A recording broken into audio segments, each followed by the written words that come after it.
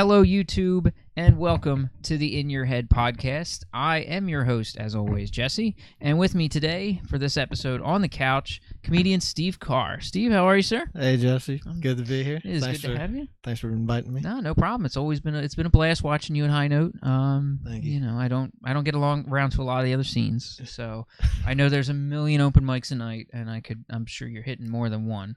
So yeah, I think High Note's one of the better ones in South Jersey, honestly. So I enjoy coming there. I appreciate it, man. I'm glad because I'm running it. I'm the DJ every week, so I appreciate it when people come in and say they're enjoying it. So it means something to me. It's a little bit of pride. So, so before we get this all started, I ask everybody that comes on here, you've got to bring the statute of initiation, which is you got to bring us a story, something that you've done that you might not be too proud of. Well, I was thinking about this earlier, this week, just trying to make sure it wasn't incriminating or whatever. But some of them were. It used to be. We used to do this, so it was like bring something you did that was maybe mildly illegal, and then we kind of dropped that because I was like, let's just, Well, I guess it is mildly, but we used to me and my cousin and my friends, we would try to figure out scams where we could get stuff or something like that, and the one that comes to mind was we went to Target and we tried to get an Xbox 360 at the time for $5. So we had set up this whole operation where Target used to keep their games in just a glass case. There was no security actually on the item. So once it was out of the case, it was okay. Do whatever. And my buddy worked the cashier, so he could ring up something as just merchandise for whatever price he wanted. Right. So we had to set up a whole situation where we could get the clerk to open the case, and then once the case was open, another one of us would go over and distract him and be like, hey, I want to see a game on the other side of the case. So the case was unsecured. Then we would take it and then get it over to the counter and get him to ring it up. But then my aunt showed up and blew our cover. So we had to just abort. We all just skipped right away. So we left it there on the counter. But I mean, it was there was a while there where we were just trying to see what we could get away with for as little money as possible. Well, it's nice when you had the connection to help you. So you had someone on the inside. Now I'm glad we didn't actually because we definitely bitched out at the end. But now I'm thinking it's there was a good chance that my buddy who was working the counter could have got in trouble for larceny or some shit like that. So, right. Yeah. So in the end, that's the mildly illegal part of it. Yeah, I hear you. That was not too bad. No, it's we've had some. I've had some worrisome ones. I told people, a little story, maybe something you did, and then people are like, oh yeah, we used to just steal armfuls of shit from this, and I'm like, what? That was the first episode I had. I told them to bring a little story. I was like, yeah, just bring a little story, something you might have did, and I was thinking originally maybe I said, mildly, maybe it's oh yeah, when I was a kid we stole this thing. No, and I still love going back to this story, Jeff. I'm going to call you out on it, but it was very similar to what you did. Yeah. They would go to a Blockbuster and they would distract the guy at the counter, say, hey, can you help me with this? But they had those airlock doors where you couldn't open it from the inside. You had to be going out or something like that. And he's they would distract somebody. The other guy would come in, and then they would just grab armfuls of shit and right out. I'm like, wow. That was kind of half the fun, was trying to figure out how you could do it properly, and get away with it. But taking another step was taking the Xbox was I had just signed up for the Army, and I was gonna go to basic the next day. So it was a perfect crime. We were gonna steal it, and then I was gonna be out of the state. Right. So okay. But it all fell apart. Whatever. No, it's not too bad. It's not a bad one. It's gonna come back to haunt you. No. You guys. I mostly just regret not actually completing it. It was fuck, we should have. We were right there. We were at the finish line, but we didn't finish. Why? Well, here, let me bring this in a little closer. Sorry. No, it's cool. They're real. They're not condensers because I'm cheap. So, but why did you bail when your aunt showed up? Usually I would figure if family's there, we're good, but that was the surprising part of the story for me. I think it was just because everything was real we had planned it all out and it almost went picture perfect, but then my aunt showed up and she had she yelled, she was like, oh, an Xbox. I was like, fuck. Oh.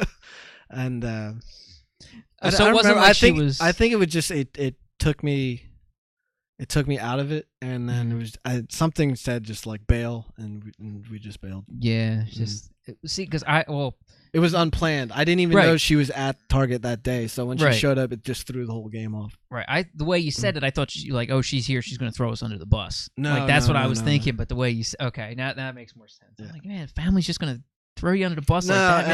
And I don't blame her too. and I think ultimately I just kind of bitched out, but whatever. It sounded like a good plan. It was a good plan, and we just ruined it. You know. And now you guys are the reasons they have those extra things. Yeah, now they have extra stuff. So you have to get creative with your stealing now. I don't even know how to do it anymore. Well, technically, you were still getting it rung up. Yeah, I mean, so the guy could have done it at the counter and still taken the thing off. Yeah, I mean, you had that little plan underway. Still not terribly legal, but hey, whatever. I mean, I was thinking of other stuff. I mean, there's words, but that was, you know, it's like I don't want to be too. I don't want to throw my friends under the bus either. No, that's. We'll just leave out the names. I'm sure they're not listening to the show. So you're like 30 deep every broadcast. About that, yeah. So that's not bad. No, I mean, enjoyed listening to it. No, I'm having fun doing the show, and for all the people watching, I mean, I appreciate the people who do watch. I'm having fun doing the show. I'm having fun with my guests. I'm having fun on the couch, and it's just that's the part of it that I'm doing it for. If I was going to be try to sink something into it, I'd be spending money on advertising and things like that and trying to boost it, because that's the only way you're going to get it big is by spending the money on it or getting something that goes viral. That's about the only way you're going to do it, is something totally wacky that takes it to another level. But, there's so many podcasts. I'm like, you know what? I'm having fun. I'm doing my thing. I'm getting to, talk with a lot of the people, like a lot of comedians from High Note and things like that. So I think it's all about content. Like, you just got to put out enough. Yeah. And then like something will hit, and then people like backtrack from there. Yeah, exactly. Yeah. And it helps to have bigger and bigger people too. Yeah. Because people aren't going to tune in to watch me. Like, people aren't searching for my name. Like, nobody knows. But if I have a big comedian, like, I'm having Dave Chappelle. He's in town, and he's actually going to come over and do my podcast. Or I'm going to go to where he's doing his show, and I'm going to do 2 billion hits. Yeah. You're going to see Dave Chappelle or whatever. And that's what it's going to be, and that's what people would see, and that's what it would make it bigger. I mean, it's harder when, I love the guys that I'm doing the interviews with, but it's not like, all the guys that are just starting out comedy in High Note are getting Googled all the time either. So, No, there's like 3, I think. 3 really strong comics. With some power behind their name. Yeah, there's some that are getting there. Yeah. Brian Isley. Brian Isley's getting really good. He's got his CD coming out soon. He's actually going to be. He's not getting good. He is good. Yeah. Oh yeah. He's getting bigger. That's for sure. Yeah. And he's got his new album coming out June 2nd. I'm giving you a free plug, Brian. Not like you're going to watch probably, but I'm giving you the free plug anyway. So he's going to be on to promote his album soon, hopefully. So yeah. So we got guys. Yeah, we got a lot of good talent in there, and I'm sure you're thinking of Troy Moore too. He's been really. Troy Moore is, I like the last few times I've seen him, just fresh in my head. It's very loose. I haven't seen like a real tight set from Troy in a while. Even though he's got like I don't know Troy, but I see him. He's like a character. Mm-hmm. Like when he comes up, he's got like his whole thing. Like even the way he talks is like funny. Yeah. True. It is hard to have a conversation with him and just start laughing and enjoying the talk, which is nice. So that's a good thing about Troy. And Troy, I'm still gonna get you on here one of these days. I swear, I'm getting you. Sooner or later, I'm getting you. He's not a big podcast fan, but I'm gonna keep barking up that tree. Whatever. Keep trying. I know. Why not? Right. So I've been trying something new with the last few guests that I've had, and I'm trying to do a little bit of word association. If you want to crack that, go for it. All right. Yeah. I want to ruin the mic. No, it's there we go. Yeah, it's all right. Like I said, these mics aren't that sensitive. I'm saving up for $300 condenser mics. Shh, don't tell my wife. Because if I have, that's the thing with these dynamic mics. Like, you've got to be kind of here, or or somewhere ballpark to use them. Condenser mics, I can leave it over there, and it'll pick up the sound. But I don't have that kind of money. So That's what you're gonna do. So I do a little word association with everybody, trying to get this started and see where people's heads go, and then I'm gonna start putting the results online and start putting them on the Facebook, so I can start seeing what people are saying for each word. So, all right. So it's 7 words. Everybody gets the same 7 words. I shuffle them around a little bit. So just give me the first word or phrase or whatever that comes to your head when I say these. So, water. Ice. Okay. Time. Endless. Okay. Car. Steve. Night. Dark. Sport. Competition. Okay. Comedy. Laughs. And work. Hard. Okay. It took me a second when I asked car. When you said that, and I'm like, what? Oh. Yeah, I'm a little slow. I was half distracted by the cat. There's a cat that wanders around sometimes during the shows, so she's... Hi, kitty. See? Okay. She'll do it on cue, right? Say hi. Nope, you're going to make an asshole. I thought I was being clever. No, it makes sense. I didn't think about that because it's been in the list, and then I was like, oh, yeah. No, it makes sense. I should have figured. I'm just slow. You're clever. I'm slow. That's fine. Because my name's Steve Karr, and I do speak Spanish. We tried to figure out like what my Spanish equivalent name is, and it was Esteban Coche. It's all right. It's not as good. It doesn't. I thought it would be like romantic or something. Yeah. Not at all. Nothing. No. You got to think of a good Spanish automobile, maybe. Yeah. If there's a good Spanish automobile out there that sounds good. But some names are the same, like Mercedes, same thing. Yeah, but maybe like one that's in Spain or something that they have that is like, because I know like I don't know what kind of cars they have. Yeah, I know Fiats, but that's Italian, right? Yeah, that would be Esteban Fiat. That don't sound too bad. That's a start. We'll work on it. Yeah, I'm not sold on it just yet. I remember that from Spanish class. I got fucked.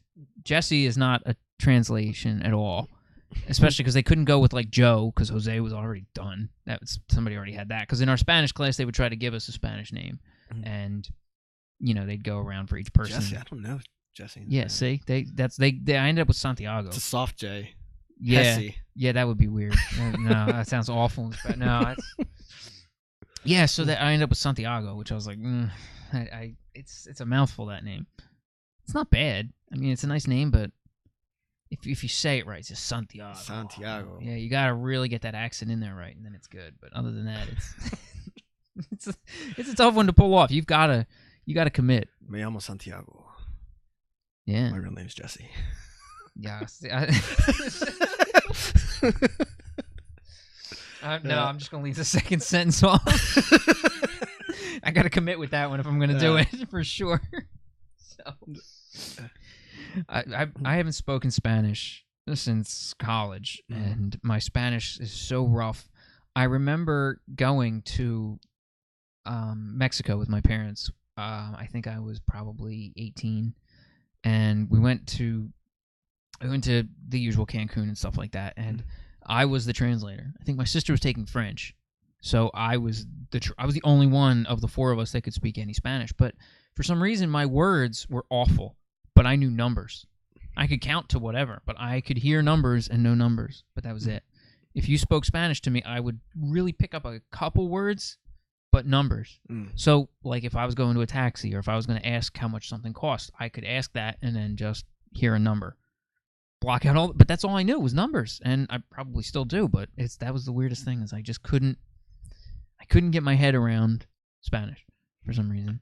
I mean, it's not that hard of a language, but I think it's one of repetition. Like if you're immersed in it, you can pick it up easier. But yeah, like I grew up in California, in San Jose area, and I got sent to a Spanish school like on the other side of town where we lived at the time. So I learned from hanging out with like Mexican and Chicano kids, and the school had a program for it, and that's where I picked it up mostly. And I do talk to my mom every now and then. My dad speaks it very well too, but he's a white guy from Philly. And every now and then he'll want to talk to me in Spanish, but I don't know what it is. It's like a mental block. I'm just like, we're English, please. Yeah, I can. Yeah.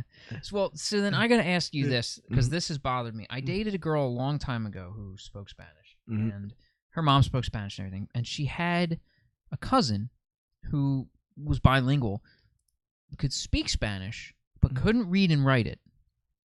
Now, I could get that with a language like Chinese, because you can learn to speak Chinese, but without learning the characters. But I can see Spanish written down, and I can read it and understand it, but I might not know what it means, but I could, you know what I mean? But he couldn't read and write because it's very phonetic to English. Yeah. That's why I was a little surprised that it didn't make a lot of sense. I don't know. I mean, it follows, it's letters, not, not characters. Yeah, not characters. There are rules, like there's grammar rules, but it's not, I don't know what would cause it. Probably just out of practice. Like just something you have to do, like read. Yeah. Have to start with like Cat in the Hat. Yeah, it's true. It just seemed weird. I'm like, but I could write down something you're saying. Like I could hear what you're saying and write it down. Yeah.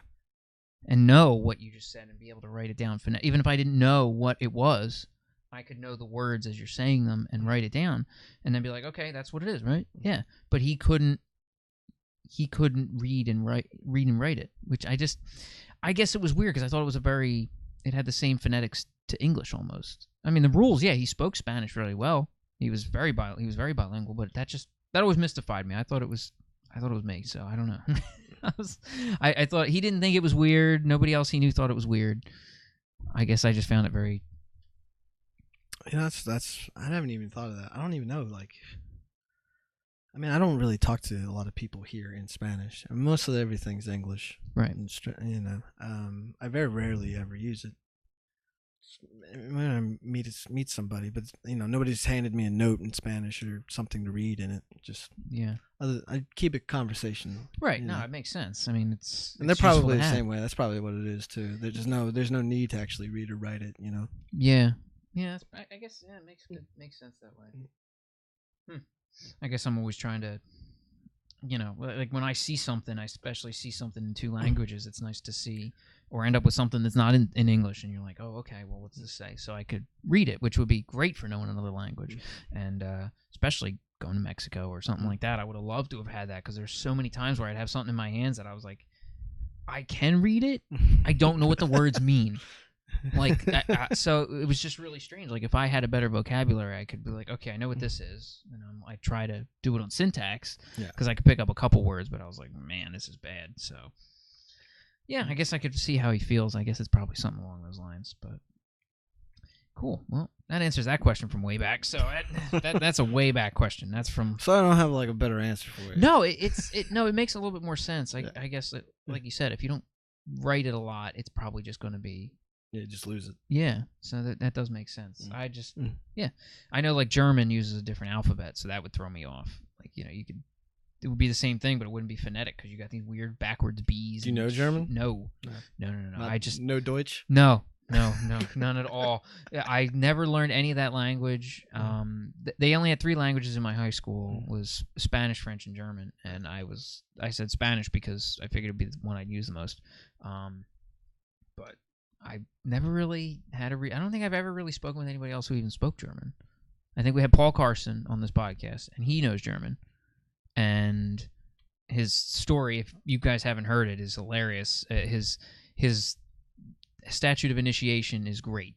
So if you've never checked that out, go back and check that one out. Yeah, I have to. It involves some German and some German history, and it's a blast. But he's a lot of fun, so you got to check that one out. So, but anyway, I did want to ask you some other stuff here. I got this whole sheet of lovely crap that I like to do. So we were talking about comedy earlier. So how long have you been doing comedy? I know you've been talking about it. When you were in the military and stuff. I didn't start until about. It's 2018 now. I want to say about 2014. Okay.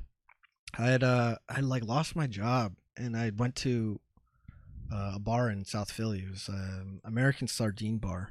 Okay. And I just ran in. I saw a girl there. She was writing in a notebook, and I asked her, I was like, "What are you doing?" She's like, "Oh, I do stand up over at it's called Growlers. I don't know. I think it's gone now, but they're like it's in the basement." And I went there, I think it was like 3 or 5 minutes where I don't even think I said a joke. It was just like rambling. Yeah. And then I'd hoped I was at the time. I kind of hoped that like I'd see that girl there, but I never saw her again. But then I don't know if I got hooked or whatever, but I just kept going back. And after, I wasn't really steady with it. Like I'd go once every 2 weeks, once a month kind of thing. And then when I moved back to South Jersey, I started, I guess I got the itch for it, and I was like, man, is there anything going on? I found like High Note, which was, I think, the big one. So I would come to High Note every week or so. And I want to say in the last year or two is when I've started to get serious and started to do about 2 or 3 open mics a week. And then I had the opportunity to go to after I did the last South Jersey funny competition, The South Jersey Stand-Up Championship. South Jersey Stand-Up Championship. So like I didn't do as well. I didn't make it out of the prelims. I was a little upset about that. I was really beating myself up. And then I took just a month off comedy and really thought about like is this worth it, that kind of thing. So I got assigned to go work in Hong Kong in Asia. And I go out there, and after like a week or so, I saw that they had a scene. I go to their open mics and I talk to some of their comics, and they have one comedy club. It's called Takeout, and I contacted one of the other comics that I met there, and he was like, "Yeah, let me send you talk to the owner." They put me like on an actual like show rotation, right. And I was like, "Wow, this is really cool." Like this, it was different than just the open mics. Like the open mics always felt structureless, and then like going there was like getting trained in a dojo. Like they were going to show you like, hey man, this is how your comedy should be. Like they actually had rule, they had rules. You had somebody actually give you a little bit of guidance. So like the first night I did like 5 minutes there, and they were like, and they really liked it. And then the next night they were like, now you're going to be bumped up to 8 minutes. And I wasn't ready for 8. So like I did a strong 5 and then the shitty 3. And then the club owner, Jamie, was like, I got to bump you back down to 5. You're not ready for 8. And I was like, fair enough. So did that. I got 3 weeks of like an actual spot, and that was a big ego boost, big for the confidence. And then now I'm back here. I came back in April and started to come back into it, but it was just it was different. It was a little different from, like, I felt like I actually accomplished something with my comedy career. I got a spot. Like I know it made me feel like I'm finally funny. You know what I mean? No, I hear you. But then it's like, but I don't have any showcase spots here just yet. Like I don't know. There are groups I'm still trying to break my way into, and but I'm back to like the structureless open mic, and it's kind of hard to I don't know, like refine my ground, like what exactly I want to do with my comedy here again. Yeah. If that makes sense. It does. I'm curious where you, like you said, when you started, you just did 5 minutes on stage of rambling or whatever. What do you feel like got you hooked though? Like you said, you got hooked. What feeling of it? Obviously you weren't like, I've seen people where it's like, oh, I went out and I tried this comedy thing and I killed and people were laughing and I was like, I'm gonna do this. But it just almost sounded like you were just going back there hoping this girl will keep showing up. And no, that was like just the initial thing. Like she was just a cute girl that was like, oh man, maybe I'll see her again. But I think a good amount of it was just, I know there's a part of me that's like that my personality is like addictive, and I think it's like when you get that big laugh and you just get that huge endorphin rush from it, you're like, oh my god, this is the best thing ever. This trumps like getting high or Yeah. boozing, whatever, and I just stuck with it. And then after, you get the first big one, the first big hit of the dragon or whatever, and then after that it's the bomb. It's where you just crash. Yep. And you realize you're really not that funny. Maybe it was a fluke. Maybe it was just a generous room or whatever. And I don't know. It started to become interesting after that. Like actually understanding how to build a punchline or how to deliver it, how you should actually move on stage. Like it got more technical, and then get going, like being in Asia where somebody was actually like, hey, you should have your punchlines be much crisper. You're rambling too much. You're moving too much on stage. I was like, this stuff I never even fucking thought of.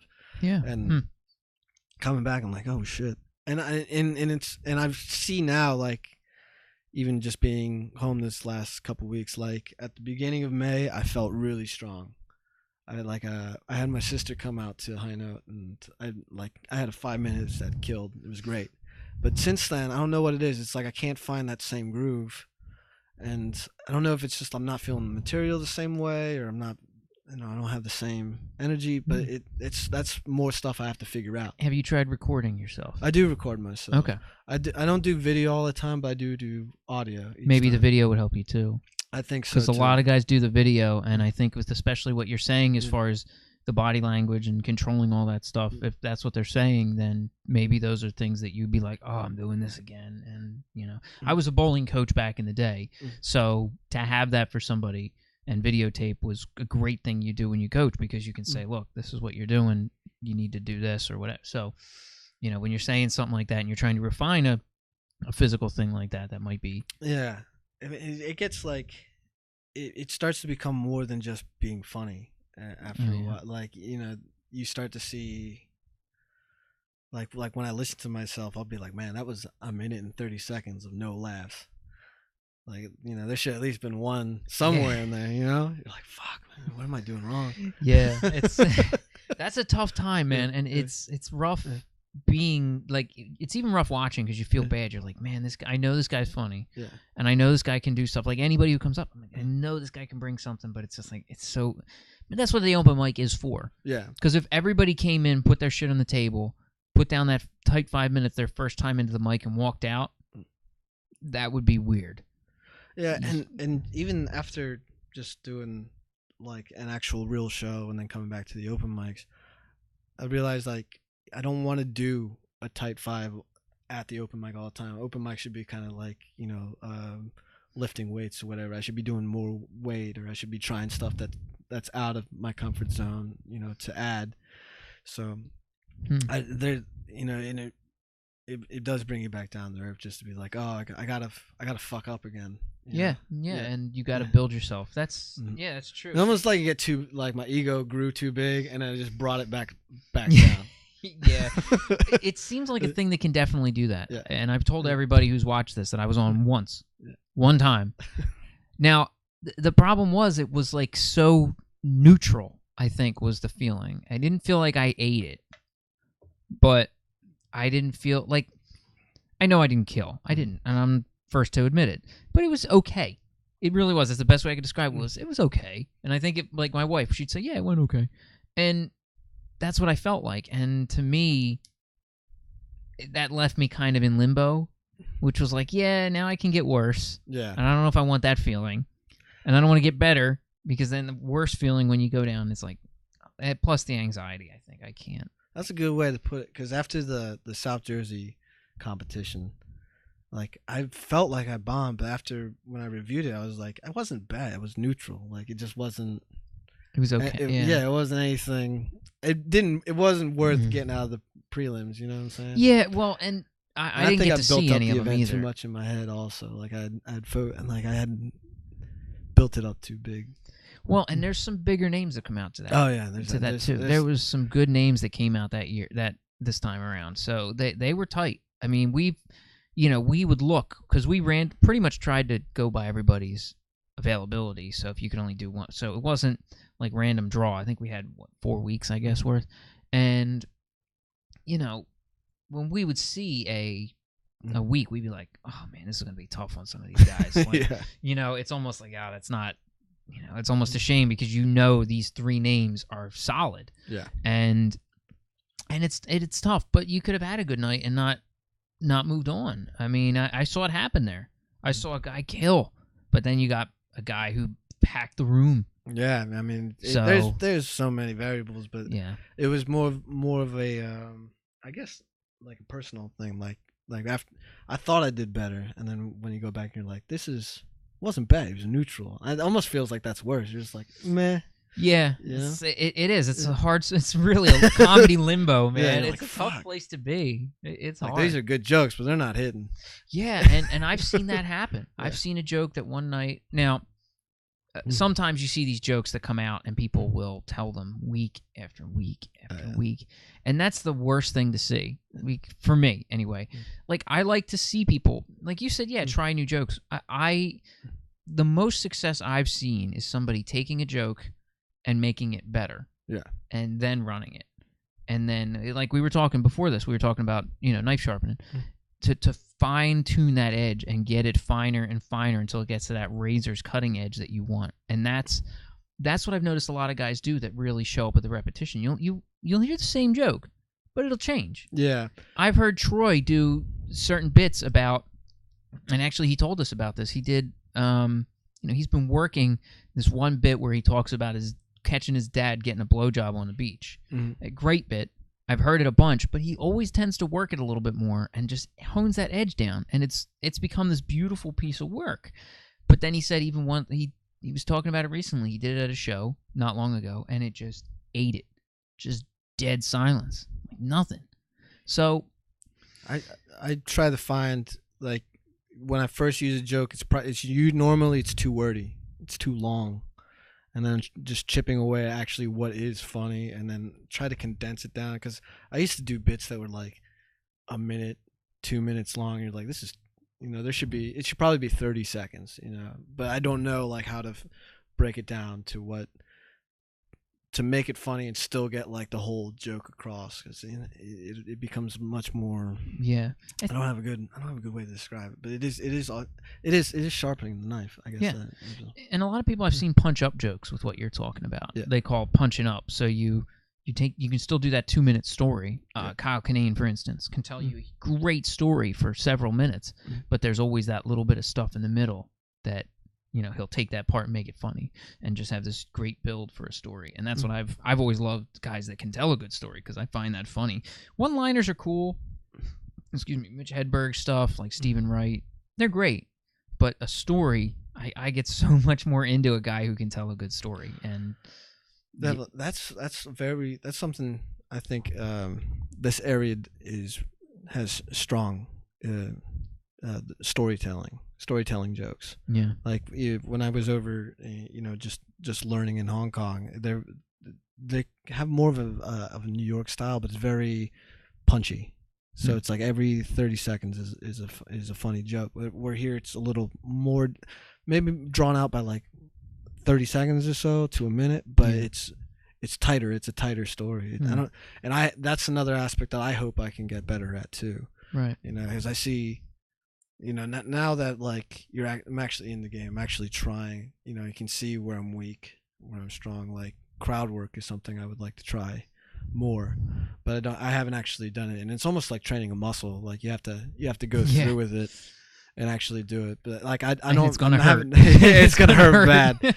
Oh my god, it's gonna hurt so bad. But you just gotta do it. That's all. It's just action. You just gotta do it. Yeah, it's something. Like because you were talking about one of the stories I've always loved that you talk about, and we talk military. It was you met a bunch of British soldiers, and you guys had a totally different acronym, the fish story, and like that's a great story. That's one of my favorites. I don't know if you put that if you consider that part of your tight 5. Oh yeah, that is. But that's probably my best joke. Yeah, I love that joke actually, and it's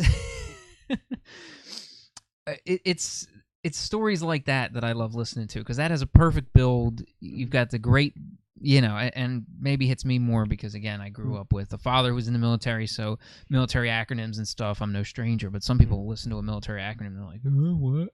And they just don't get it. You know, you hear all kinds of stuff. Like, people don't know what BCGs are. I'm like, it's like, right for out there, they're the glasses you get when you go into basic. If you're blind like me, you get these BCGs. They're birth control glasses, and that's what you get. Yeah, the only issue I found with the acronym joke is you have to slow it down. Like, you kind of have to let people like figure out what the letters are. Yeah. You know, you can't just like regularly spell it out. So it's, you know, the joke would be is Mount, MOUT, but you know, and then fish, and then like a bit of a pause, so people are like, oh, okay, I get it now. Yeah. It's a great joke, and it is. So, and you see, I'm sure when you first told that joke, you can probably see where it came from, because like you said, now you slow down, you get that little bit, and that's. I would talk way too fast, and I realize that now. Actually, even now, like I'll re-listen to stuff and just be like, I need to slow down. Let them hit. Let them bathe in it for a little bit. Yeah, I see that's a thing a lot of people do. They'll just, it feels like they're rushing, and people don't. It could be funny, but you almost can't laugh because it's so fast. Your brain is still kind of catching up to the words, and then you say the punchline, and I'm like, I'm 3 words back. Was that funny? And you stop. You're like, oh, okay. I've seen a couple comics do it, even regulars. So. Yeah, there's so much to it. People think it really is about being funny, but you can have the funniest stuff in the world, and if you can't deliver it, it's not going to mean anything. Yeah. You know, if somebody else went up and tried to tell somebody else's set, if you don't know what you're saying, you know, even one of the funniest written sets you can imagine, and they'll probably still just, if you don't know what you're doing, it's just going to fall flat. So, but yeah, I definitely, you know, I'm definitely glad you wanted to thank you for your service for sure.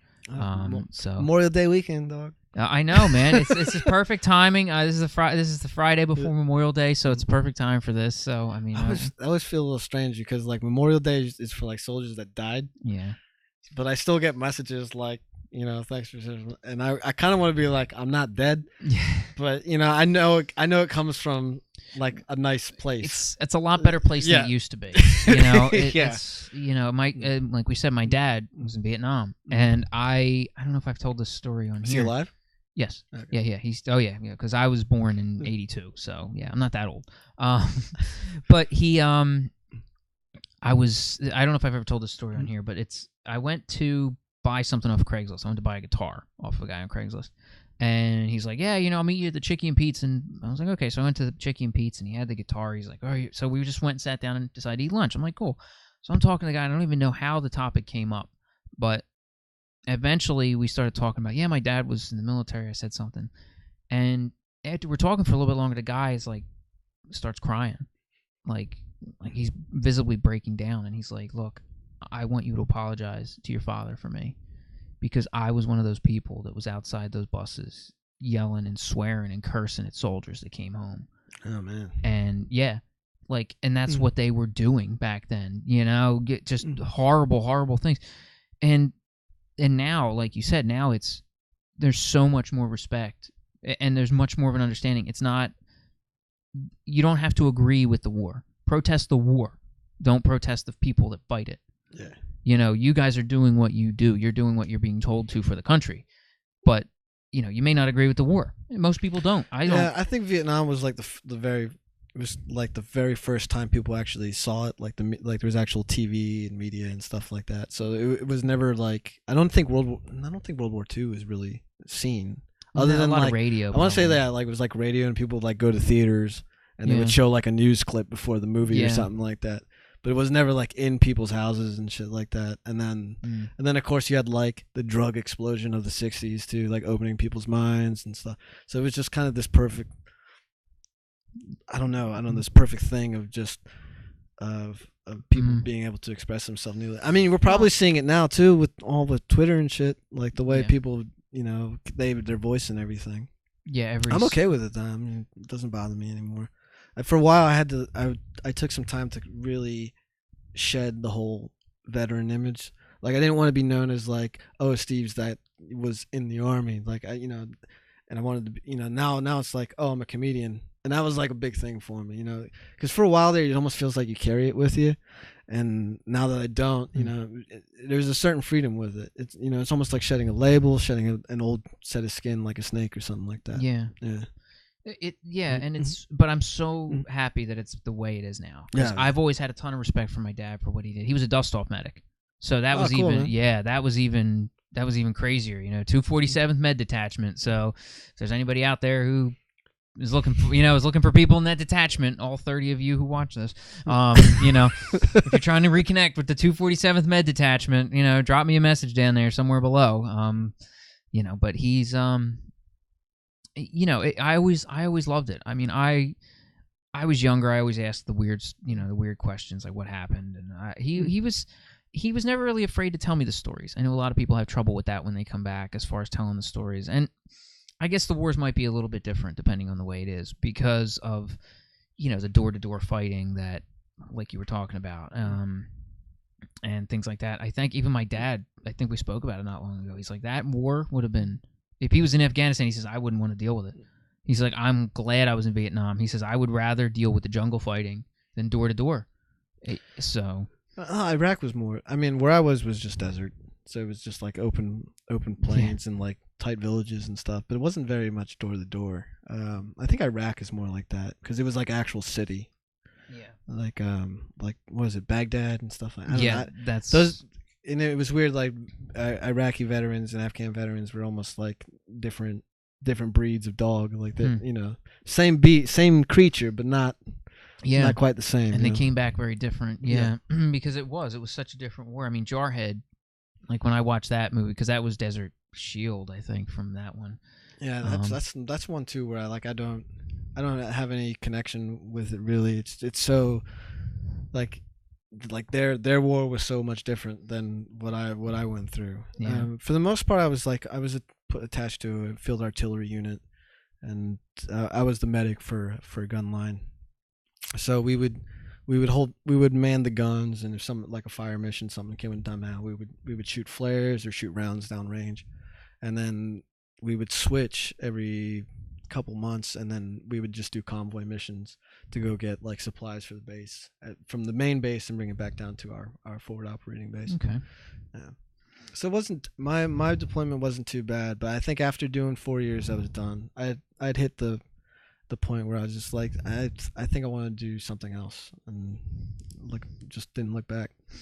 Was there anything you thought of doing with the military outside of foreign deployment, or?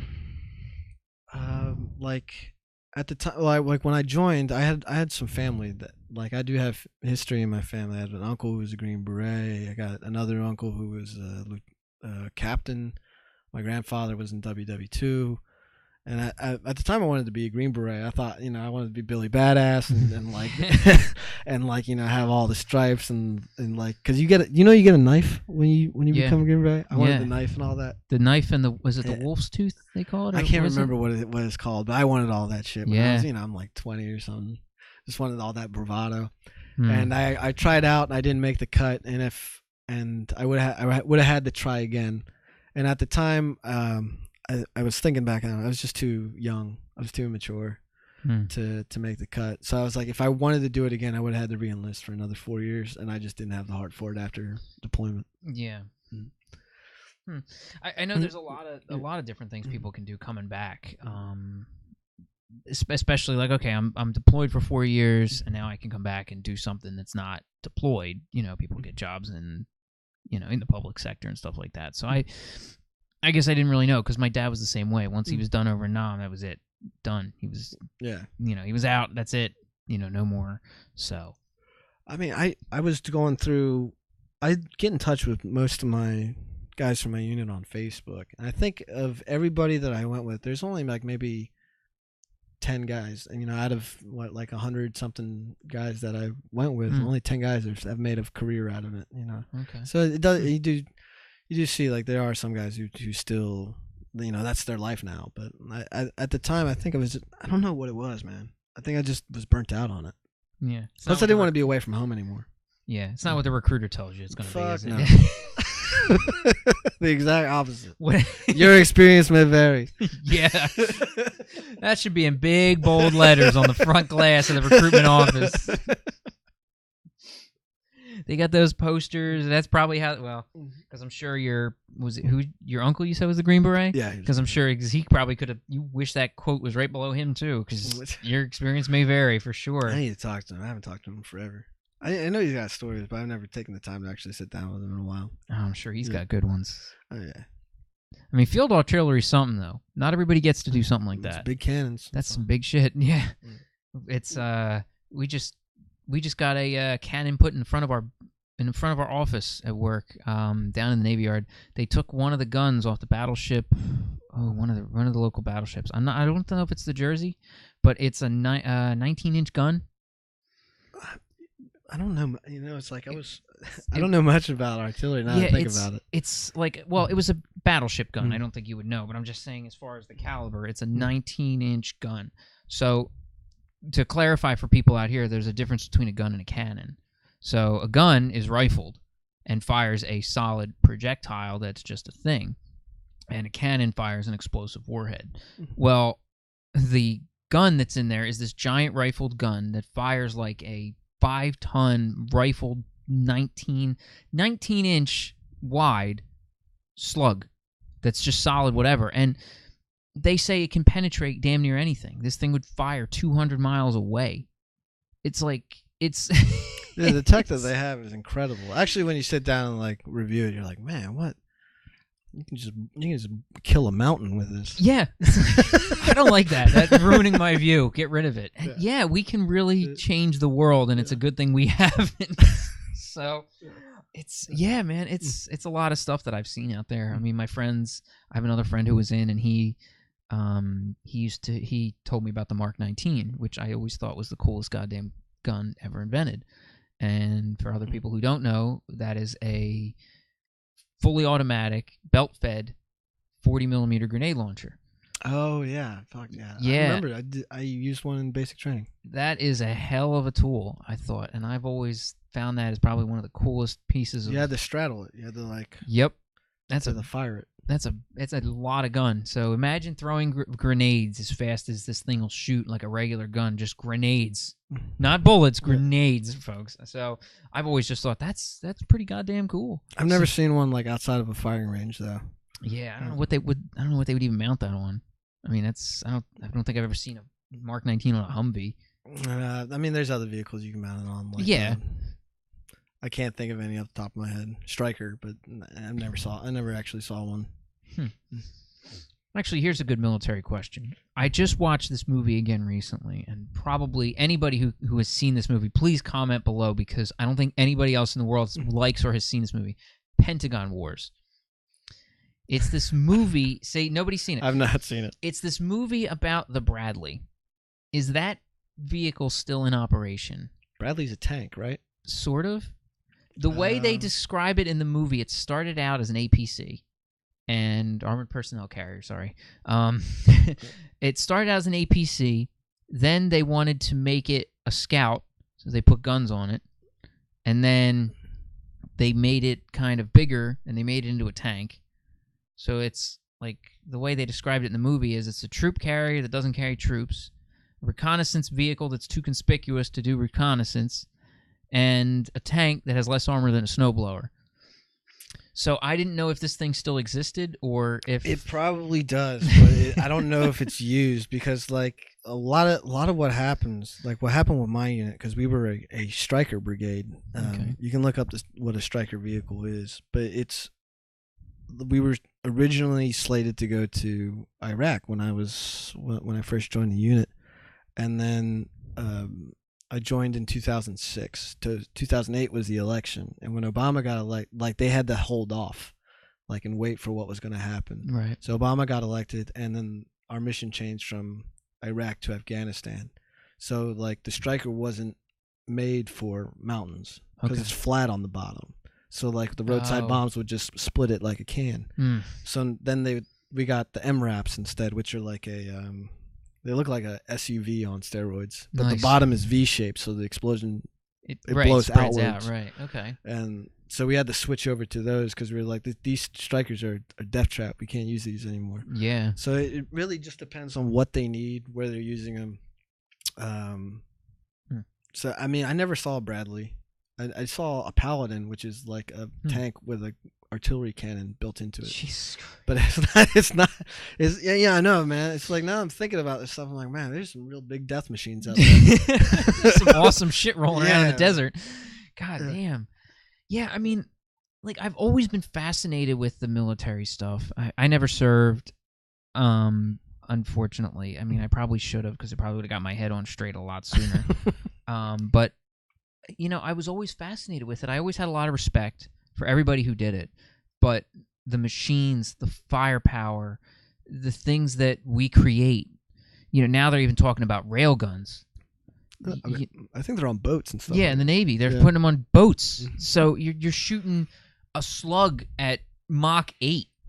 Like, that is fast. And you're hitting things, you know, you're in a spot. Like, if you can imagine, you're in a boat off Atlantic City Harbor, and you're shooting at people in Ohio. It really is incredible. Like, man. That's what it does. Like, something blew me up here. What blew me up? It must be something. No, it's a fucking boat in the Atlantic Ocean that just shot you. You're like, what the fuck? Like, you got no answer to that. No, you're like, what the fuck just happened? So I mean, think about that kind of shit that they're doing, and it's like, it really is next. It's like next level stuff. Even just like thinking about like drones and things like that. You're like, it's like just being on the battlefield is scary, man. When you just get killed from anywhere. Yeah, it is a lot worse than. Yeah, it's even just the start of. Sorry to make this so grim for a comedy podcast, man. Holy shit. No, we've had so many different things, and it's not always a comedy podcast. I get comedians, but it doesn't have to be comedy for sure, because I'm interested in what people experience, you know, what people see and everything, and that's why it's the In Your Head podcast. I like to see what people have experienced and what people have done and think about stuff, because there's so many things I'm not going to get to do. So, or any people that are out there, and to share it to the people that are out there that are watching. That's true, man. I just turned 30 this year, and I realized, like, I know more and more about less and less, like, every day. It's tough, man. It's tough. So you want to kind of broaden and send, you know, I'm trying to spread out what I'm doing, you know, with what, you know, learn stuff and have knowledge to pass on to people and do stuff. And, you know, if I can share other people's experiences with people out there, at least I can let people, you know, experience. And it's been comedy, but that's who I know. Most of the people I know and talk to are at High Note. So but it's been actually an interesting bunch. I sat through a couple of the podcasts, and I was like, I didn't know this about, you know, who did I listen to today? I think it was Dave, like Premiano. Yeah. I was like, oh shit. Yeah, he's a deep guy. You don't. Yeah, and that episode, for anybody who does watch it, was recorded before the Super Bowl, by the way. So we were talking about the Super Bowl, and it came out after. So it was like, it's fun to look back at that going, well, what do you think? We were all fucking nervous. Like, the Eagles are in the Super Bowl. What the fuck's going to happen? And we were like, he's wearing an Eagles shirt, and we're like, what's going to happen? And we were all, that was a weird feeling. Oh, man. It was, I don't know. It was, Super Bowl was great. I loved it. Oh. I had, the parade was on the 8th of February. I turned 30 on the 30th on the 7th. Oh, man. I just enjoyed. You got to celebrate. So I got a proper real birthday party. You don't remember much of those couple days. It was like, but it was perfect timing though, because it's like everybody, like once you turn 30, like people don't give a fuck about your birthday. But you know, with all that going on, so I had like all my gifts were Eagles themed. Nice. Well, there's a hat over there sitting on the couch that he took off when he came in. From my mother. And they got us, you know, I got like 2 shirts and everything. But it was like, oh, here you're 30. Here's you know, congratulations on your fandom. Hey, you know what? That's a hell of a birthday present. Yeah, though, it was. man. I'm not complaining. That's something. There's a lot of people looking forward to that. I'm glad we got it here. So for all the Eagles fans out there you go. There's been a lot of Eagles jerseys on this podcast. I'm surprised. I've had a lot of people in Eagles shirts that have been sitting in that couch and wearing it. I think I was wearing my Eagles jersey in one because they just won, so I had to do it. Oh, what a great time that was, man. Oh, the city. I'm surprised it was still standing. They were much more well behaved than I thought they were going to be. Well, I was there the day of the parade. You were at the parade? I was at the parade. Oh, wow. The parade was great. I heard it was like the night they won was the scary night in the streets. Like they were just going wild. Mm-hmm. Everywhere. And I think because we went to a party in Egg Harbor, and that's an hour ride at least. And so we were like, okay, good. We'll get back home. Everything will be blown over. Everything will be cool. You know, we hung out for a little bit. Then we got home maybe an hour and a half, hour and 45 minutes after the game was over. News was like, oh, yeah, these roads are still packed. There's still people climbing. It was nuts. I mean, I don't think they stopped until 4 or 5 in the morning. I don't think they were planning on going home. No, I don't think anybody slept. No. I don't know that night. I didn't go into Philly the night they won. I was like, nah, I'm just going to. I'm safe. I'm like, count my blessings here at home. Yeah, go out when it's daylight. Yeah. The parade was daylight. Once it gets dark and drunk, and nobody wants to get that hammered at 9 in the morning. Yeah, I got to experience it with my girl and my mom, like the actual win. That was a lot of fun. My dad, I actually had to call. I called him up in China. I was like, "Hey, motherfucker, we won." Nice. And he's like, "I can't believe it." It was great. I mean, my phone blew up. All my old army buddies are like, "Hey, are you out in the streets tonight?" I'm like, "Nah, no, not happening." It's more dangerous there than it was in Iraq. Yeah, no. I'm happy right now. Oh yeah, man, that's all it had to be. So, but before this whole thing started, I gave you the full circle test, which is our lovely. I love this. Hide this thing over here.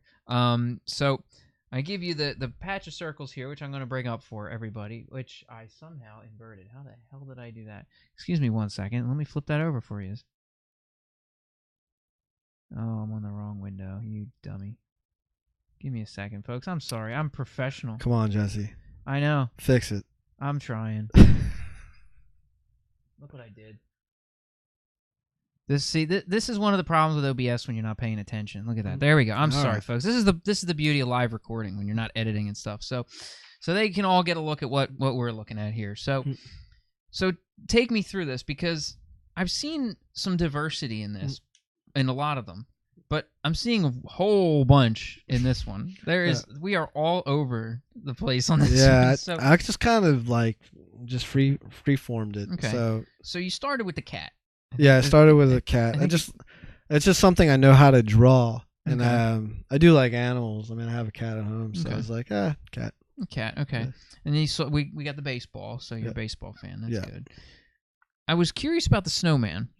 This little guy looks like he has a story. For the people in the upper left, I know he's a little small, but there's a little snowman in the upper left corner, just chilling, all in a field, all by himself. And I was just thinking I don't remember what I was thinking. I was like, I'm going to draw something simple, little snowman. He's isolated. He's on a field. There's no snow there, but he's still standing. Yeah, I don't know what it means, but it looks like there's something to it. Yeah, it's probably deeper. Yeah, I wish sometimes when I get these, I do wish I had a little bit more psych background, because I'm like, I might be able to tell you, like, you need medicine. Like, probably, man. I need to be more gregarious. I can't be standing alone in the field anymore. Need more friends. Sometimes stuff like that means it. Yeah. You know, I mean, I'm sure if I gave these to somebody who was like a real psychiatric evaluator, they'd be like, your friends need to come in here. Like, probably, like, now. And because but this one's different. I like the stuff. So we got the sun and the moon, which is a good contrast. So it's contrast, a little duality of man kind of thing. Exactly. Night and day. And this guy. So the third one on the top. A little angry. You know what? It was a drawing I saw, and I think it was one of the Offspring's CDs. Okay. And I just copied it, and it was simple shapes, so I was able to reproduce it. And then I hit that point in the drawing where I was like, I don't know what to draw, so I was like, I'll just go draw something I'm familiar with. Yeah, it's kind of a little aggressive face. So I was like, I'll flow with that. Yeah, no, it's cool. I just was curious where it was from, and like you said, so we got the beer. Just get the beer chilling. Enjoy the drink. Exactly. We got Pac-Man, because we were talking about. Yeah, we were talking about video games, and I was like, Pac-Man fits the circle. Yeah, it's perfect. I think it's the first Pac-Man. Believe it or not, it's the first Pac-Man in here, and it's been almost 30 put episodes. A bow on it and make it miss. No. You would have had to put the mole on her too, but no. It's Pac-Man. No mole. It's Pac-Man, and we got some chaos there in the middle. Oh yeah, I figured everything was inside the circle. I just took 4 markers. And I was just gonna make it. Oh, okay. Flow outside the box, so I wasn't just completely constrained. Okay, no, that's. I kept it conservative, man. I didn't want to go too crazy. You didn't burn my markers like Travis did. The last podcast, if you haven't seen that episode, he colored everything but the circles. So I've got some Sharpies I think I'm going to have to replace soon. So now you did mention when you saw one of the other drawings that you were thinking about drawing the S. Everybody knows the S that you drew in school, the 6 lines and connect them. And this looks real similar, this little face. Yeah, I learned it from like a kid in 3rd grade or something like that. Like I had to draw like the boxy eyes and make a little triangle mouth. And I was going to go with the S, and I was like, nah, I'm glad I didn't because I felt it was played out. It's only been one. There's only been one. So no, I like the style though. It feels like the S for sure. Yeah. And then we got a spiral. Spiral. I don't know. It just felt right. Yeah. And now these 10 guys over here. We got to ask about these 10 dudes. 10. They're just chilling down there. I was trying to think of something like deep. I was like, well, just people. I like having people in my life. It's good. You know what I'm saying? Yeah, I hear you. No, that's a good thing. Some people that, when you just see one dude standing there by himself, you're like, oh. I think that's what the snowman. That's him? Yeah. That's me. These are all the people. Yeah, no, see, but they're too far away. And but see how far everything is away. That's deep. I didn't even think of that. Yeah, man. You're on some next level psych, Jesse. I'm trying, man.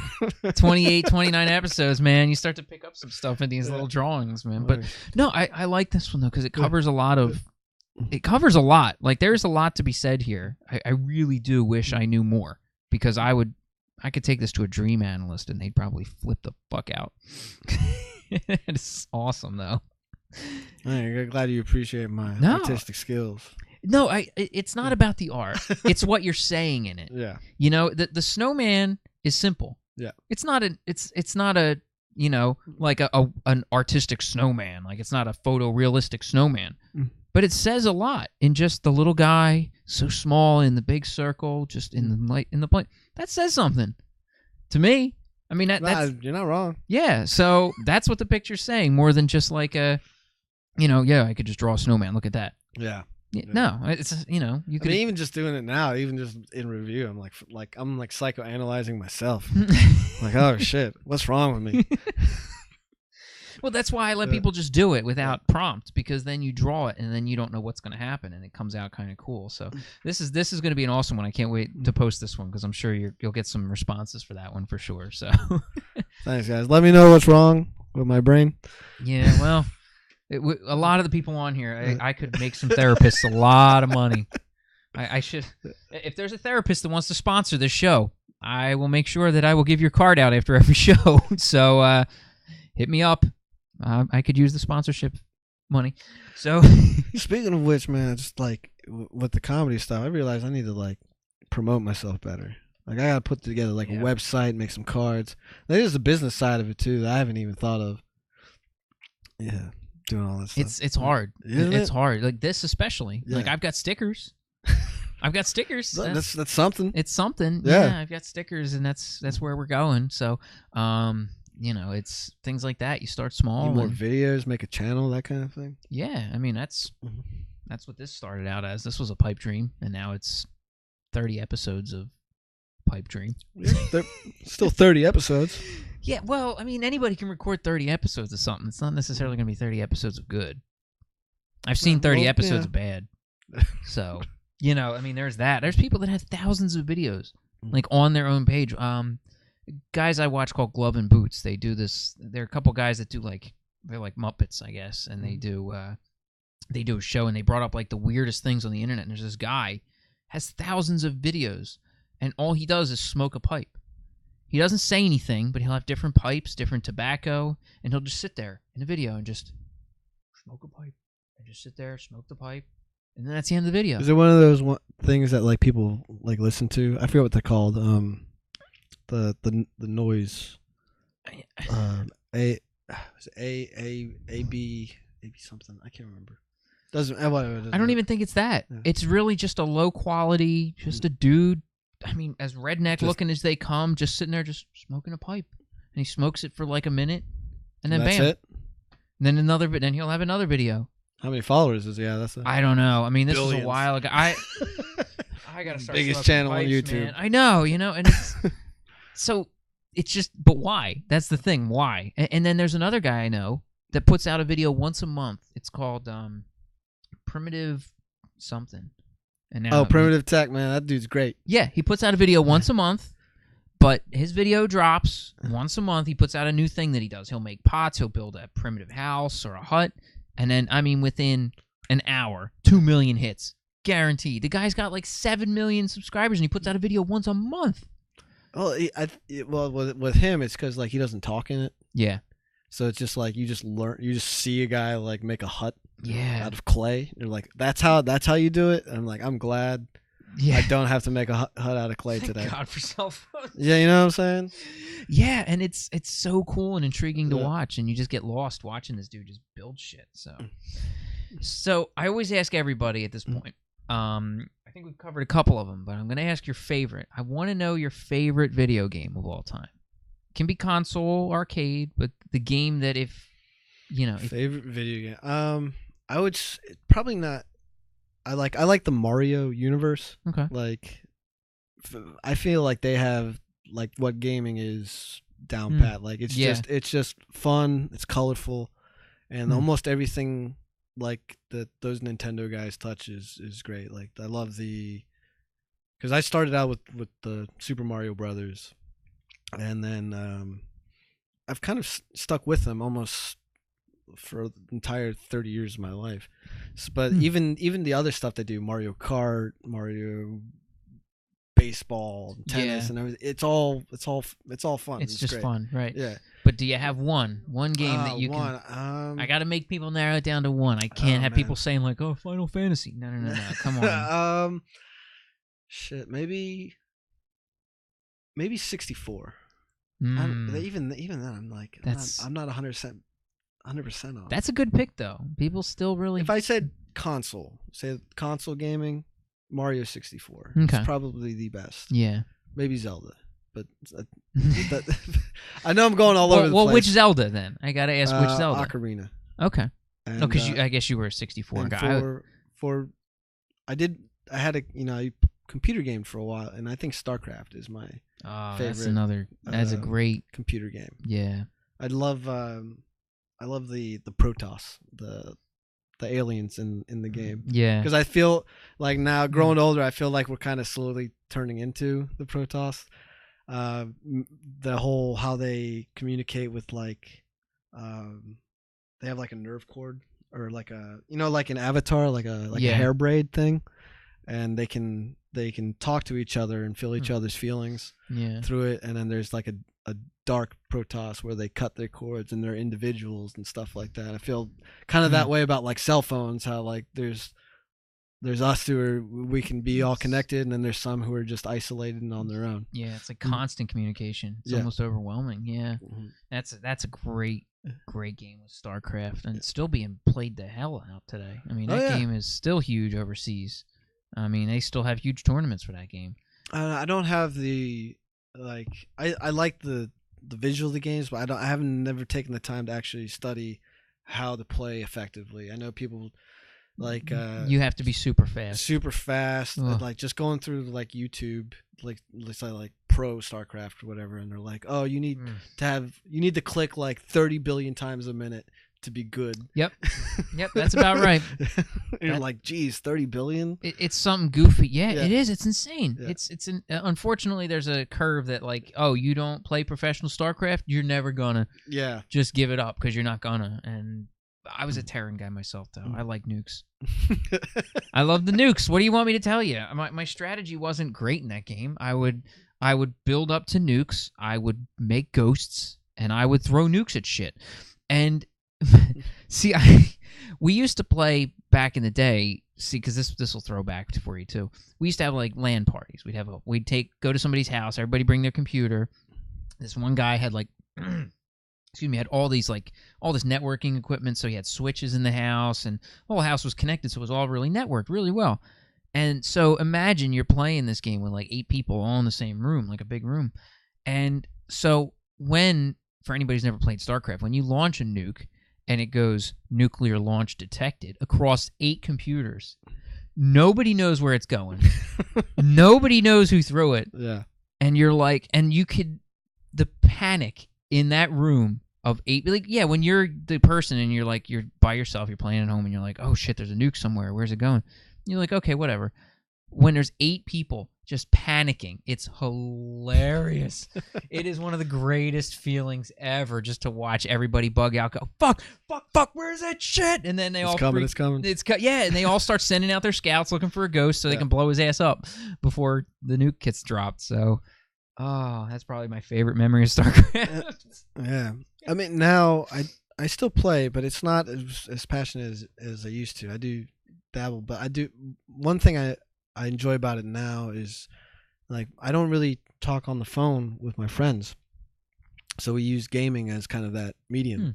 So when you can do voice chat over whatever, Discord Xbox is great for that Discord, stuff. Yeah, whatever. you're playing with that And stuff. so that's kind of like my mother talks to her friends on the phone all the time. Like I can't. I probably have like 10 minutes used on my actual cell phone, and everything else is online via gaming.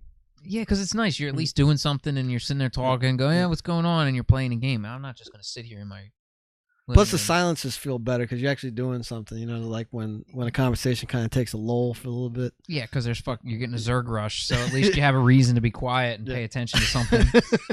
When you're talking to your friend on the phone and they stop paying attention to you, you're like, "What the fuck are you doing? What'd you call me for? Yeah. You're not talking to me." Yeah. That makes sense. That's pretty good. So for every one of these, I always make an ink blot.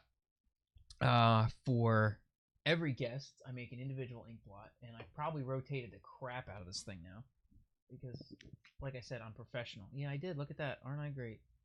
Let me transform this thing. Nope, I did it again. Okay.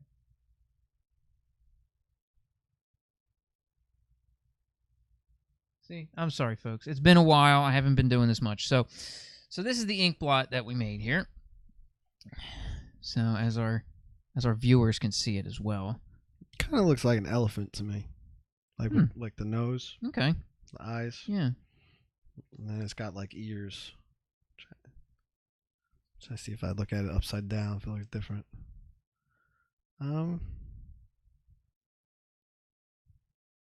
This is an interesting one. I like this one when it got made because they're all different. They're all just I do them with acrylic on paper. I drop it on. I fold it up. So they're not like some, Rorschach test. Yeah. I wish I was a little more. No, well, like once you see the elephant, I mean. Yeah, I mean, something. like now my brain's stuck on elephant, but I want to flip it upside down and kind of see if there's anything on the other side. I'm still seeing the nose and like the tusks coming down. Yeah, side of where it. your brain goes first. Yeah. Once it's there, it's hard to see something different. Somebody had one, and I'd made an ink blot, and I was like, I gave him the ink blot. I didn't see anything in it, and then he saw like clowns, and I couldn't not see it once he said it. Like that was it. Your brain just locks into it. But I definitely, it's like an elephant with a mask. I kind of see because the white the negative space for the under around the eyes. That almost looks like we were talking about shooters earlier, shooter video games, and that almost looks like some kind of ship from one of those games, something like that. Yeah, when I'm looking at it upside down, it kind of looks like almost like two guys like high-fiving, like really close to the camera. Yeah. You get like, okay, yeah, I see. Like the high five comes real close to where you're looking. Yeah. Like it's a high five right in front of your face. Okay. There's so much. Yeah. That's an interesting one. Yeah, I kind of like. You like want to view it from every angle and see how crazy I really am. Well, that is yours to hang on to. I will. Either way, so that is yours. So the last thing I like to talk to people about is something we call Groundhog's Choice. So it's a little weird. It used to be a little darker, so we're not going as dark anymore. But if I'm looking at it now, that if you could take yourself back to a point in your life and stay there, like a couple days or a month, like a time period in your life that you can nail to, where would you want to go that you would go back and stay in that time period, if you know what I mean?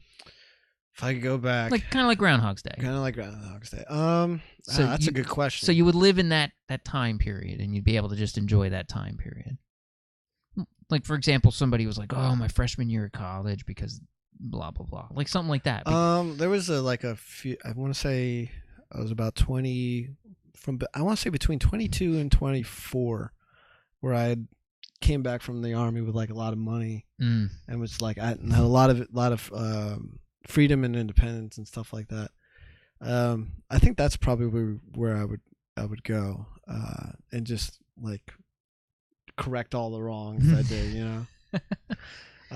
But I think that's kind of the ideal spot where it's just I wouldn't want to go too far back and be a kid. I had a pretty good childhood, so I wouldn't want to change anything back there. But it's the middle part where like I'm on my own, and it's like my failures and fuck ups are my own. I can go back, relive it, change it each day, you know. The freedom is what people seem to want to go back to. Yeah, I've seen that. Like they want that taste, that first taste of freedom or being on their own and being able to control their life again. Yeah. And I've noticed that as a trend when people tend to pick. And for everybody, it's a little bit different. Like, some people, it's like right when I got into college, they kind of got on their own. For me, it was when I moved in with my wife and kind of got this.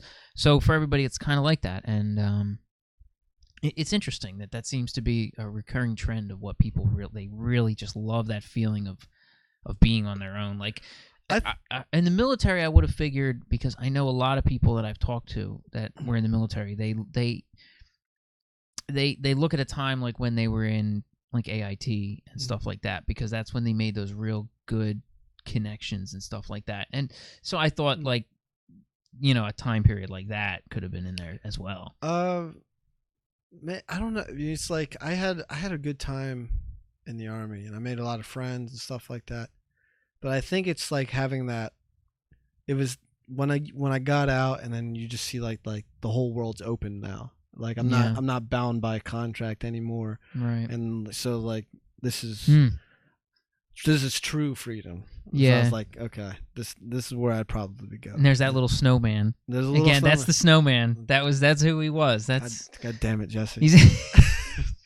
Well, that's why I call it full circle, that test, because it seems to keep coming back.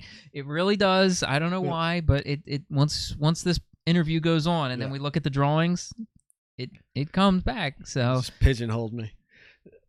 So well, no, you drew it. I know. I got to go home and digest this stuff later. Like, Jesse was so right. Well, that would be the first person who's actually left here and said that, I'm sure.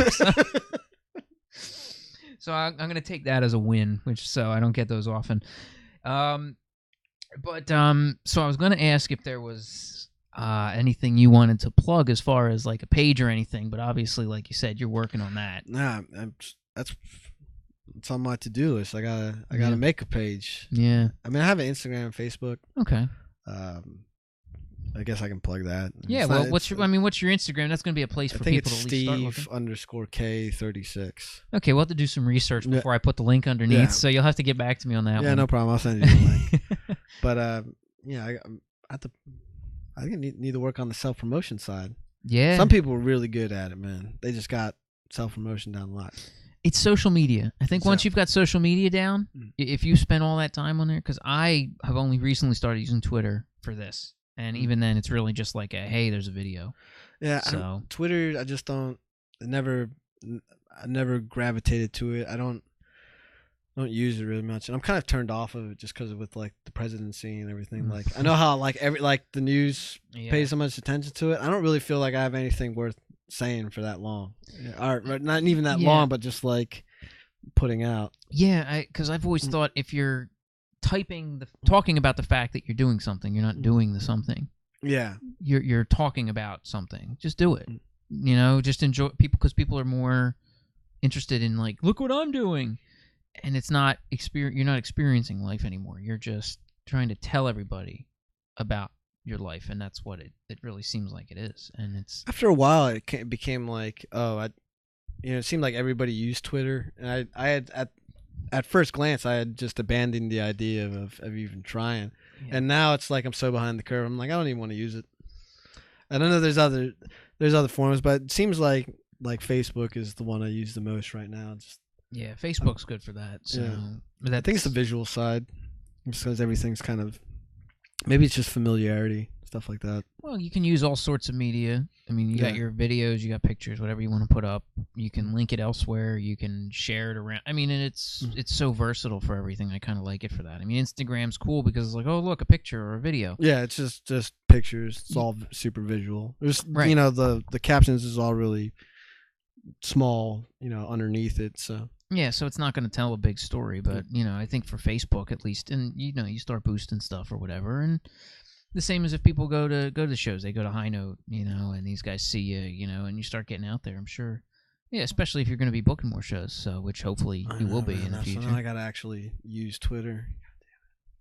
Well, once you start getting the shows, you share them on your Facebook page. You start getting them out there. I'm sure you start getting some attendance at shows. People will start looking you up. I think it's gonna be like this weird rise. Like I'm gonna be able to track myself. Like this is when my confidence started, when my Twitter became active. I'm like, oh shit. Oh, we're all gonna revolve it around the Twitter, man. That's weird. It's amazing. It's amazing that thing blew up as big as it did. It's weird. I had my doubts. I was like 100 characters. What the hell are you gonna say? Yeah, I mean, and that's probably why I still don't. I mean, I get it for promotion. It is good for that, and that's what I think it's really cool for. And I don't think we need the president telling us foreign policy via 144 characters. It doesn't feel like it accomplishes shit. Come on TV, speak like a human being, and do president stuff. Don't tweet it. It just doesn't. It doesn't feel right. It doesn't feel presidential. I don't know how I feel about the president sitting at the desk with just typing with his thumbs. It feels weird. Yeah, it feels so unpresidential. You're used to somebody who sits there in front of a camera like this and tells you what's going on and what's happening, and like, my fellow Americans, this is what's happening, and tells you about it. I think the last time I remember something big like that was when Osama bin Laden was killed. When Obama came out, and everybody remembers that. He walked up that hallway to the podium, and made a big deal of it. Yeah, but that was like the presidential thing. Like, what would happen now? It's like Obama's dead, LOL, or Osama's dead, LOL. Like, is that what you're gonna get on Twitter? That's what we would have found out. Probably, man. I mean, it's amazing that that's the news' job. Is they just have to follow this dude's social media. God, there's people making a lot of money doing that too, and that upsets me. I know. I missed out on the boat. Damn, man. We got to figure something out, man. We got to figure something out for sure. So, but, man, look, I want to thank you for coming on, man. Thank you, Jesse. This has been a lot of fun. So, I'll make sure I post links below for your Facebook or Instagram. Anything you want. We'll get some links up when we're ready to get the video going. So, make sure you check out Steve. He's at High Note pretty often. Yeah, I'm there about every week. Yeah, so hopefully he'll get some shows. You can check out some shows through his Facebook. So maybe follow him. He'll have some of them coming out, I hope, in the near future. Yeah, we'll be having more. I mean, are you doing Philly's Funniest? I am doing Philly's Funniest. There we go. June 27th, the very last show. Oh, you're the last show. I'm the last show. I gotta follow Brian Isley, man. Oh, it's gonna be tough. Man, that's rough. Okay. But at least I know I don't have to be better than him. I just gotta be in the top 3. He's gotta make the top 3. So there you go. So he's gonna be in Philly's Funniest. So we'll even post a link to that. Maybe Phil get some people out there for you, get some people voting for you. I can't believe Brian got voted down to the last day too. Man, that's rough. I know. Or not voted down, but sorted to the last day. I don't know how that even works, but yeah, I mean, I was just going through the list, like seeing everybody that I knew from High Note in the group. I was like, okay, there's no, there's the right block. Yeah, like 2 days. I think they're on the same day, but they're just like right next to each other. And I was like, okay, where am I? Did they get my $25? And at the very end, like behind Brian Isley, I'm like, God damn it. Oh man.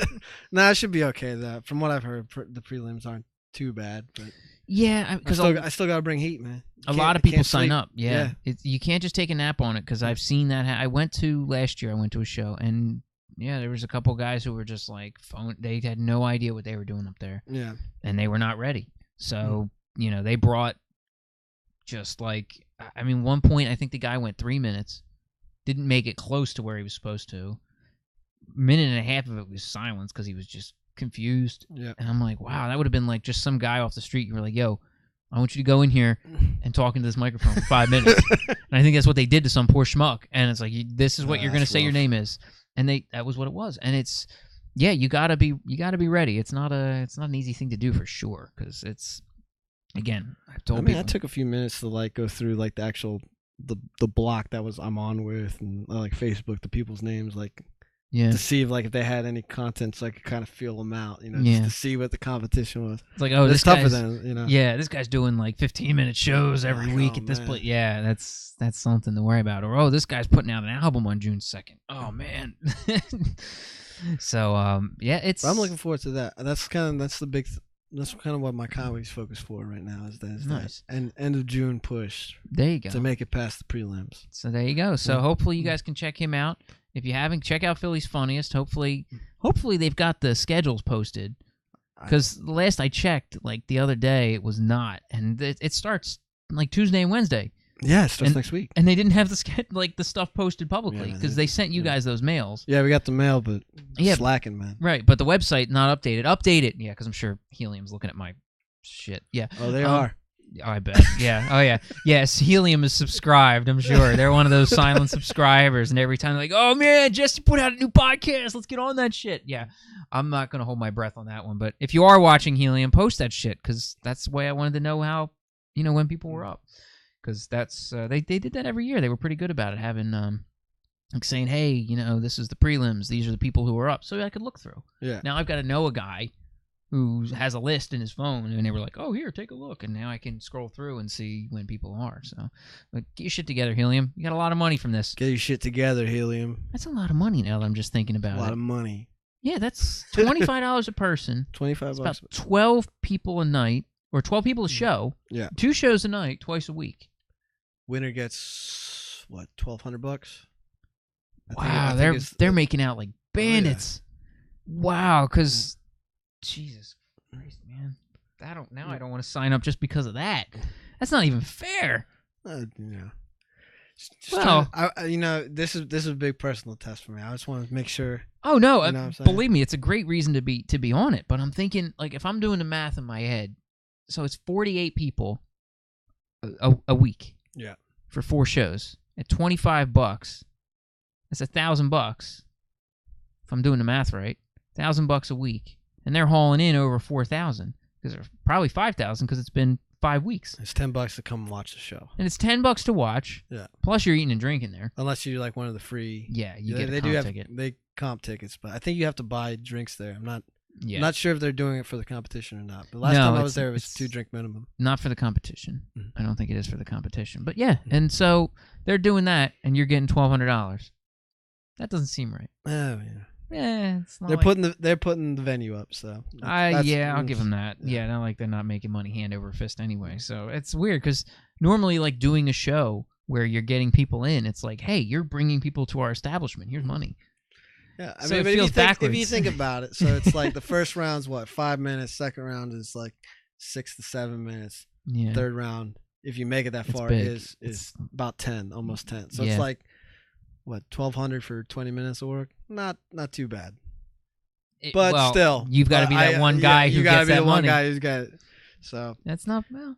Yeah, it's a good really competition. Crawling for chicken scratch, man. Yeah. Holy shit. It is a good competition, though. I mean, it is a lot of fun. There's a lot of great people, and if you've never seen it, go check it out and check him out. He's going to be in the last show, so he'll be worth the wait. At least you got time to practice. I feel bad for the guys who were the first week that are coming up in like a couple days. You got to sharpen my axe, man. That's it, man. You got to get it ready, man. Because I want to see how it goes. I don't want to hear you getting knocked out in the prelims, man. Me too. So, or he's gonna go back overseas again. Yeah, I got to go back to Asia where they don't know that I'm a big failure out here. That's the thing, man. It's just like I'm just way better in Asia. Oh my god, it's disgraceful. I got to run over with my tail between my legs. That should be your first album name. Way Better in Asia. Way Better in Asia. That's oh my god. That would be a great album name. So you hang on to that one maybe. I don't know. What do I know? What do I know about naming comedy albums? But man, thanks again for joining me, and thanks again everybody for tuning in. Please make sure you check out Steve, and as always everybody, never buy an umbrella. Take care.